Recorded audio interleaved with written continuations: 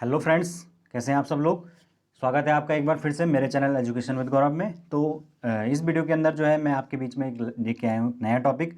जैसा कि आप सब जानते हैं हम उत्तराखंड एलटी पैडागोजी के लिए तैयारी कर रहे हैं दोस्तों। तो उसी सीरीज़ में हम सारे टॉपिक्स कर रहे हैं और आज का जो टॉपिक होगा वीडियो का वो होगा एक्शन रिसर्च, क्रियात्मक शोध। ओके, तो ये भी एक इम्पॉर्टेंट टॉपिक है आपके सिलेबस के अंदर, तो इसीलिए इसको ध्यान से देखना, मेरे साथ लास्ट तक बने रहना।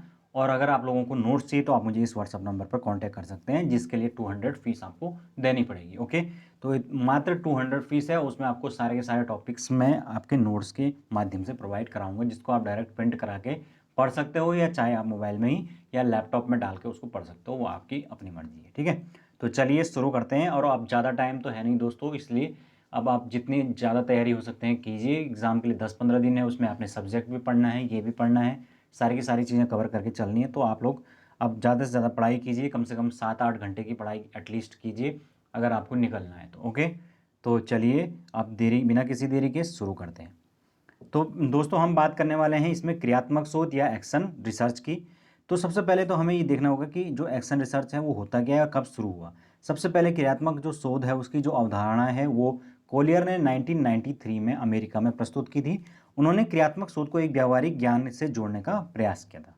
क्रियात्मक शोध का उपयोग सामाजिक जो समस्याएं, व्यावसायिक समस्याएं, विद्यालय संबंधी समस्याएं, इनका अध्ययन करने के लिए तथा इन समस्याओं का समाधान ढूंढना उद्देश्य है। यानी कि मुख्य उद्देश्य इस क्रियात्मक रिसर्च यानी एक्शन रिसर्च का ये है कि जो भी समाज के अंदर या विद्यालय के अंदर या आपके व्यवसाय के अंदर जो तात्कालिक समस्याएं उत्पन्न हो चुकी हैं, उनको कैसे उनका निदान करके उनका समाधान ढूंढा जाए, ये एक्शन रिसर्च का मेन मोटिव होता है। ओके, अब यहाँ पर हम तो विद्यालय के संबंध में पढ़ेंगे क्योंकि हमें स्कूल से मतलब है।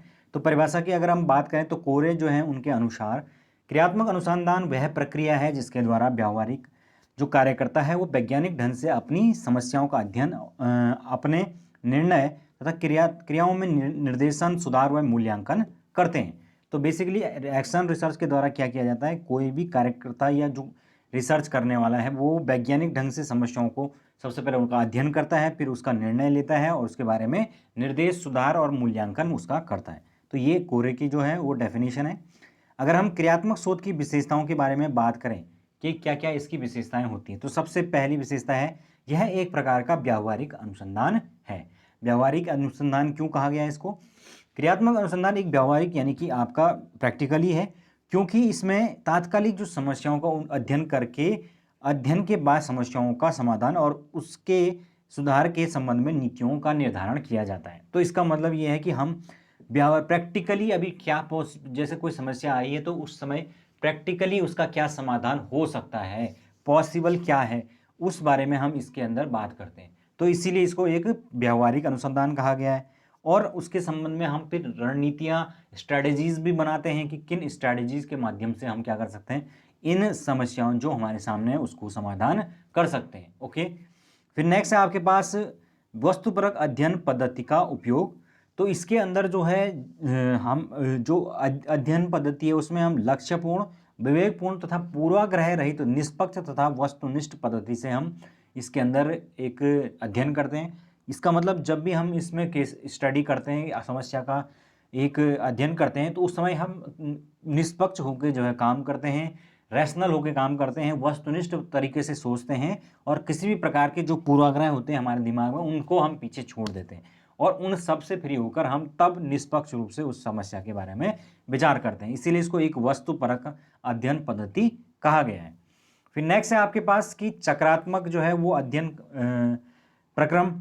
तो जो क्रियात्मक अनुसंधान है दोस्तों, उसमें एक चक्रात्मक प्रक्रम भी इसको कहा गया है, एक साइक्लिक प्रोसेस इसको कहा गया है, क्योंकि इसमें क्रिया अनुसंधान और अनुसंधान इस प्रकार से चलता रहता है। यानी कि रिसर्च फिर एक्शन, रिसर्च फिर एक्शन, फिर रिसर्च फिर एक्शन, ये प्रक्रम सतत रूप से यानी कंटिन्यूअसली जो है वो चलता रहता है। इसका क्या मतलब हुआ, क्योंकि इसमें अध्ययन समस्या से संबंधित जो भी निष्कर्ष होते हैं उनका उन जो निर्णयों पर निरंतर मूल्यांकन उनका होता रहता है। यानी कि समस्या हुई, उसका अध्ययन हुआ, उससे संबंधित जो निष्कर्ष निकला उसका मूल्यांकन यानी इवैल्यूएशन होता है। उसमें जो फिर से अगर कोई सुधार करना है तो उसका दोबारा जो है उसका अध्ययन होता है, यानी फिर से रिसर्च होती है, फिर से उस पर काम होता है। इस तरीके से ये प्रोसेस चलती रहती है तदनुसार जो संबंधित कार्यक्रम है उनमें आवश्यक सुधार का प्रक्रम चलता रहता है। तो ये भी एक इस विशेषता है कि जो एक्शन रिसर्च है उसके अंदर लगातार जो है वो एक्शन रिसर्च फिर रिसर्च एक्शन इस तरीके से चलता रहता है।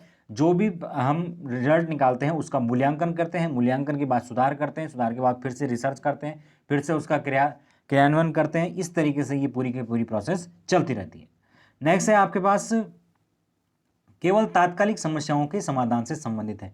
तो जो ये एक्शन रिसर्च है ये तात्कालिक जो समस्याएं हैं उनके समाधान से संबंधित है। इसका कहने का मतलब है कि जो दूरगामी समस्याएं होती हैं उसके बारे में ये नहीं वो उसको समझा सकता है, यानी कि एक लॉन्ग टर्म फॉर्मूला नहीं देते हैं ये लोग, यानी एक्शन रिसर्च के अंदर एक लॉन्ग टर्म उसका सॉल्यूशन नहीं दिया जाता, बल्कि तात्कालिक रूप से अभी क्या सॉल्यूशन हो सकता है। जैसे कि आपके घर के अंदर ही अगर अचानक से कोई लाइट चली गई या कोई आपकी रॉड टूट गई, कुछ हो गया, तो उसका हम एट प्रेजेंट वहाँ पर क्या समाधान निकाल सकते हैं वो उस टाइम की बात करते हैं, वो आपका एक्शन रिसर्च हो जाएगा।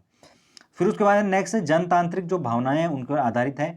तो जो प्राय एक्शन रिसर्च यानी कि अनुसंधान होता है उसकी प्रक्रिया सामूहिक क्रिया पर आधारित होती है। सामूहिक क्रिया का मतलब कि सभी लोग जो है इसमें मिलकर सहभाग करते हैं। अतः जो ये अनुसंधान की प्रक्रिया है ये जनतांत्रिक भावनाओं को प्रोत्साहित करती है या उनको बढ़ाती है या उनको सपोर्ट करती है। ओके, फिर आपके पास है क्रियात्मक जो शोध है उसके चरण। चरण का मतलब होता है स्टेप्स, कि किन किन स्टेप्स में हम इसके ऊपर काम करते हैं ये हमने देखना है। सबसे पहले जो है अगर हम बात करें तो समस्या की पहचान करना, समस्या का अभिज्ञान, जो कि समस्या एक्चुअली में क्या है। इस चरण में हम ये देखते हैं कि वह कौन सी समस्या है जिसका अध्ययन पहले किया जाना चाहिए, जो कि प्रायोरिटी सेट करना, कौन सी समस्या सबसे ज़्यादा प्रायोरिटी है, प्रायर है, उसको पहले सॉल्व करेंगे और जो कम प्रायर है उसको बाद में सॉल्व करेंगे।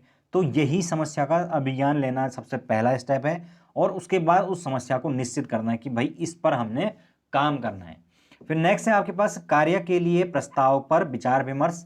अब जो हमने समस्या का डिजाइन कर लिया है उस पर किस प्रकार से हम कार्य करेंगे उसके लिए विचार विमर्श होगा। उसके लिए क्या होगा, जब विचार विमर्श होगा तो उसमें तरह तरह के अपने अपने सभी के विचार आएंगे, लेकिन प्रत्येक जो विचार होता है वो अध्ययन के लिए नहीं होता है। जैसे फॉर एग्जाम्पल अगर आज की डेट में एजुकेशन पॉलिसी बनी है तो उसमें आपने देखा होगा कि 1 लाख से ज़्यादा 2 लाख से ज़्यादा जो लोग हैं उनके सजेशंस आए, तो 2 लाख से जो ज़्यादा लोगों के सजेशन तो उसमें शामिल नहीं किए हुए कहे होंगे। उसके अंदर जो है वो क्या किया होगा, उनमें से जो उपयोगी चीज़ें हैं उनको फिल्टर करके निकाल दिया गया होगा, या बहुत सारी चीज़ें सिमिलर बातें एक से ज़्यादा लोगों के द्वारा कही गई उनको आपस में मर्ज कर दिया गया होगा, या जो फालतू की बातें हैं उनको हटा दिया गया होगा। तो कहने का मतलब ये है कि इसमें जो है विचार विमर्श में यही चीज़ होती है, एनालिसिस एक तरह से होता है और गहन विचार विमर्श के बाद अधिकतम जो अनुकूल चीज़ है उसको सेलेक्ट कर लिया जाता है। फिर आपके पास है क्रियात्मक परिकल्पना का निर्माण। तो अब जब हमने ये चीज़ कर ली है तब हम क्या करेंगे, एक परिकल्पना यानी कि एक्शन हाइपोथेसिस जिसको कहते हैं उसका निर्माण करते हैं। तो जो भी रिसर्च होती है उसमें हाइपोथेसिस ज़रूर बनती है। हाइपोथेसिस का मतलब होता है जिसमें हम एक समस्या का एक समाधान एज्यूम कर लेते हैं को उसका कॉज एज्यूम कर लेते हैं कि भाई ये इस कारण से हो रही होगी और इसका ये समाधान होगा। फिर हम क्या करते हैं उस पे उस एक ये हमने जो निर्णय लिया ये एक प्राथमिक संकल्पना है और उस प्राथमिक संकल्पना का ध्यान समस्या से संबंधित ही हो वह संकल्पना ये हमें रखना पड़ेगा, यानी यह ध्यान में रखा जाना चाहिए कि वह समस्या से संबंधित हो। ओके, फिर नेक्स्ट आपके स्टेप में हम जो हमने परिकल्पना यानी कि हाइपोथेसिस का निर्माण किया है उसकी हम क्या करेंगे, जांच करेंगे और उसके लिए जो है योजना बनाई जाएगी कि किस योजना के तहत अब हमने ये हाइपोथेसिस तो बना दी है लेकिन अब इस पर काम भी तो करना है और वो किस योजना के तहत होगा वो हम डिसाइड करेंगे। फिर नेक्स्ट है योजना का क्रियान्वयन एवं तथ्य संकलन। अब इस योजनाओं को क्रियान्वयन करने के लिए हमें कुछ क्या करना पड़ेगा, डेटा कलेक्ट करना पड़ेगा, कहीं से जो है वो पूछताछ करनी पड़ेगी, कई लोगों से हो सकता है, कहीं अखबारों से कटिंग निकालनी पड़ेगी या हो सकता है कई लोगों से हमें सर्वे करना पड़ेगा। तो ये सारी की सारी चीज़ें आपके आंकड़े इकट्ठा करने तथ्य क्रियान्वयन के लिए संकलन तथ्यों का संकलन के अंतर्गत आती है। ओके, यानी कि कार्य योजना को इसके अंदर मूर्त रूप दिया जाता है, जमीनी स्तर पर काम किया जाता है और अध्ययन विषय के संबंध में तथ्य संकलित किए जाते हैं, वही जो मैंने अभी बात की। फिर नेक्स्ट है आपके पास तथ्यों का वर्गीकरण विश्लेषण और व्याख्या करना। और अब जब हमने ये सारा वर्गीकरण कर लिया है अब हम उन तथ्यों को जो हमने इकट्ठे कर लिए हैं उनको अब हम उनका एनालिसिस करेंगे, उसमें से देखेंगे कि क्या तथ्य सही हैं क्या नहीं हैं, क्या समस्या के अकॉर्डिंग है या नहीं है। उसके अनुसार तदनुरूप हम क्या करेंगे, उन तथ्यों की व्याख्या करेंगे। और लास्ट के अंदर जब हम इसको करेंगे सुझाव यानी कि सजेशन देंगे, शोधकर्ता जो भविष्य में इसी सब्जेक्ट के ऊपर जो है रिसर्च करेंगे या इसके ऊपर काम करेंगे, उनके लिए कुछ सजेशन जो आपने अपने रिसर्च में एक्सपीरियंस किए हैं वो हम इसमें डालेंगे। तो इस तरीके से ये अलग अलग स्टेप्स, 7 स्टेप्स के अंदर पूरा का पूरा एक्शन रिसर्च दोस्तों किया जाता है। बस इतनी सी बात आपको याद रखनी है। फिर नेक्स्ट है आपके पास क्रियात्मक शोध के प्रकार, टाइप्स ऑफ एक्शन रिसर्च, कि आखिर टाइप्स क्या क्या होते हैं। तो सबसे पहला टाइप इसमें होता है दोस्तों वर्णनात्मक प्रकार यानी कि डिस्क्रिप्टिव। इसमें क्या होता है, किसी क्षेत्र में वस्तु स्थिति खोजने के लिए ये किया जाता है, यानी कि कहीं पर आप गए, वहाँ पर आपने एक्चुअली में ग्राउंड कंडीशन क्या है, वस्तु स्थिति क्या है, उस चीज़ का पता करना है, उस पर एक रिसर्च करनी है। तो उसके लिए वर्णनात्मक प्रकार का जो है क्रियात्मक शोध किया जाएगा। जैसे कि अगर फॉर एग्जांपल किसी स्कूल की लाइब्रेरी की स्थिति का अध्ययन करना है, खेल कूद कार्यक्रमों का अध्ययन करना है, या विद्यालय के अंदर विभिन्न जो कार्यक्रम है उनका अध्ययन करना है, खेल के मैदानों की स्थिति कैसी है उसका अध्ययन करना है, या कुछ और प्रकार की समस्या का अध्ययन करना है, स्वच्छता की स्थिति का अध्ययन करना है, ये सारी की सारी चीज़ें आपके वर्णनात्मक प्रकार में आ जाएंगी। फिर आपकी जैसे कि नेक्स्ट आपका आता है सेकंड वाला नैदानिक क्रियात्मक अनुसंधान, आपका डायग्नोस्टिक एक्शन रिसर्च। जो डायग्नोस्टिक से आपको पता लग रहा होगा कि इसमें क्या करा जाएगा कि जो प्रचलित प्रक्रियाएं हैं उसमें क्या कमियां हैं उनको पहचानने के लिए नैदानिक का जो टेस्ट है वो किया जाता है। और इस शोध में बेसिकली साइंस वाले जो है चीज़ों में ये किया जाता है। जैसे कि अगर हम बात करें भौतिक विज्ञान यानी फिजिक्स पढ़ रहे हैं और उसमें लगातार आपकी क्लास के अंदर कुछ क्या मैक्सिमम जो बच्चे हैं उनके मार्क्स नहीं आ पा रहे हैं, जब आपने टेस्ट लिए, मंथली टेस्ट या आपने यूनिट टेस्ट लिया, कुछ भी लिया, तो उसमें मार्क्स नहीं गेन कर पा रहे हैं बच्चे, बिल्कुल मिनिमम मार्क्स गेन कर रहे हैं, तो उसके पीछे क्या रीज़न हो सकता है उस पर आप एक रिसर्च कर सकते हैं। तो ये आपका इस प्रकार का रिसर्च होगा नैदानिक, क्योंकि उसमें हम समस्या का आप पता करेंगे। फिर नेक्स्ट प्रकार होता है आपका प्रायोगिक क्रियात्मक अनुसंधान एक्सपेरिमेंटल एक्शन रिसर्च।